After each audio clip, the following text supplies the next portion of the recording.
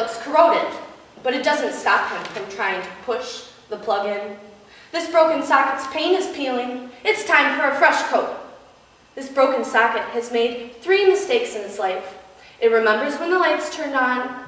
It fell asleep to the sound of a hairdryer. One time, a child licked its jagged edges, but was cut before the inevitable shock. This broken socket is ignored. This broken socket finds comfort in the little things. This broken socket has made wishes. One day a jukebox or washing machine. Perhaps one of those replaceable mounts, the one with rubber duckies. This broken socket has made a pact with the circuit breaker, each little plug that is so hard to move. This broken socket becomes drained. It's almost time for a nap. This broken socket yells to the tub, "Let's kill them all, you and me, bub. We'll show them not to mess with broken socket and tub." This broken socket gets lonely. This broken socket is jealous of the kitchen sockets with their blenders and toaster ovens, not to mention the microwave. This broken socket gets all wrapped up in its own work. Sometimes it stays up all night just to get the job done. This broken socket once fell in love with a fan.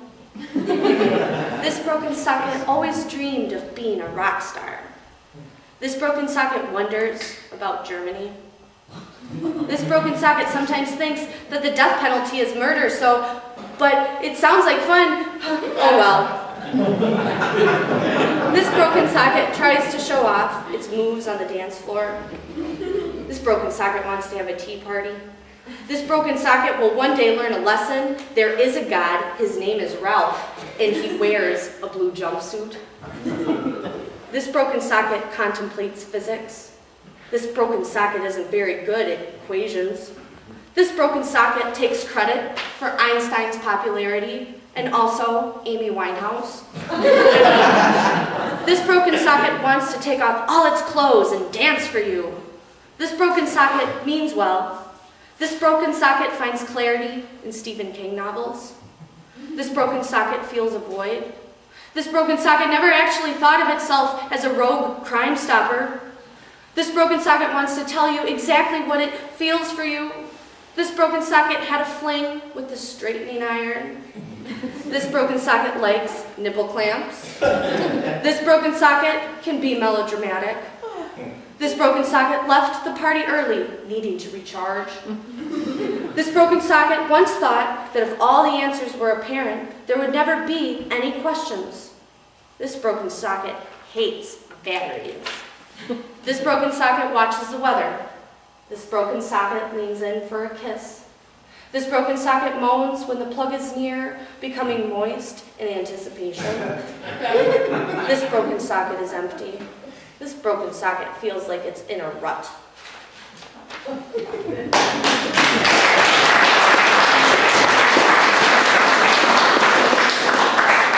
So, I recently applied for grad school, and I don't know if there's anybody that's like not quite college age or like just starting with college, but in high school they tell you to like prepare to apply to college like when you're a junior.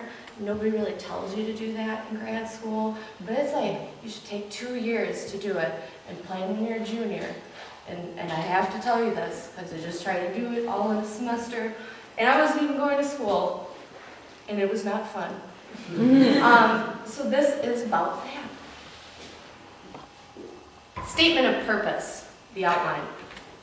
1, intro paragraph. My life as a slobbering Nancy boy.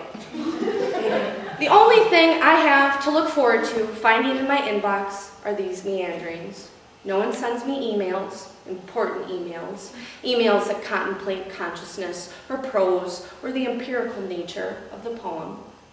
I'm not even on any good listservs, but that's my own laziness at work. Today I felt like Jesus answered my prayers. He gave me 1 extra hour for my day, so I called into work. I told them my husband had a fever. Someone needs to take care of him. They'll understand. I've told them he's really just a giant man-child. Do you ever see a typo in an email just after you've hit send? It's today's equivalent of the mailbox drama of the 50s. I'll be in someone's office late tonight, trying to hack in and delete my drunk texts before they have a chance to open their inbox for the day.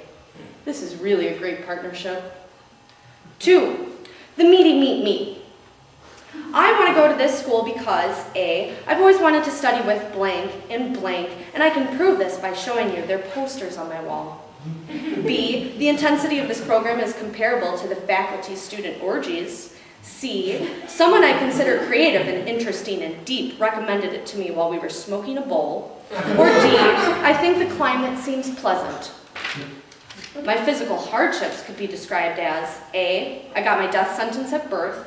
B, people who like Dean Koontz caused dolor en mi cabeza, and yes, I may have lied when I noted my ability in Spanish to be intermediate.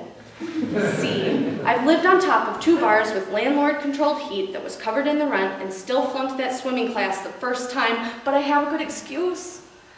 Or D, my vagina has touched other vaginas? My planned or proposed critical interests are A, procrastination, B, fiddlesticks, C, tiddlywinks, D, only A and C. My relevant background and experiences: A, made up, B, imagination, C, poor spelling and grammar, or D, poverty. Conclusion. 3. In striving to make my statement stand out, seem witty or interesting, and to impress you with my Dada-like intrigue, Rizzo, the riddy-diddy-diddy, and planet buzz, buzz, buzz, Lou, fucking cheesy, wop, boop, and the Arif.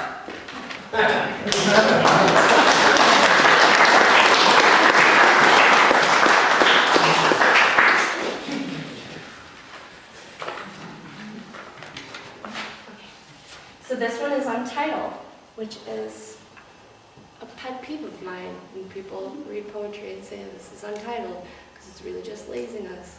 So just title it. This is Untitled. You are a bashful tart in my rogue X-Men action figure, always playing dead, always neglecting the now, never bothering to mention the date we call love.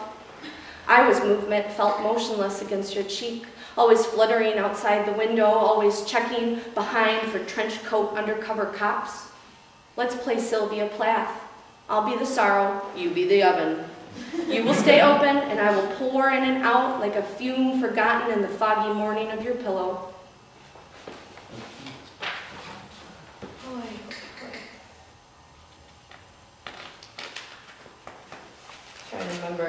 Trying to do math in my head to figure out how much longer I have. Okay, I'm going to do 2 more. I'm going to do a shorter one and then another long one. Not really bright long ones typically, but that's apparently all I brought tonight. Again, inside the barn owl, there are brown holes where the mice are all leathered, with their eyeballs tight clenching and their teeth caving in.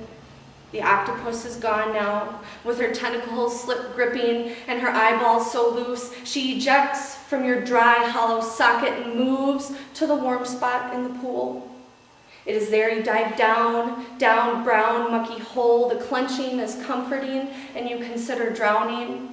And the she-man holds your hand because he knows you are frightened, because he knows you are conflicted and confined in all your murking.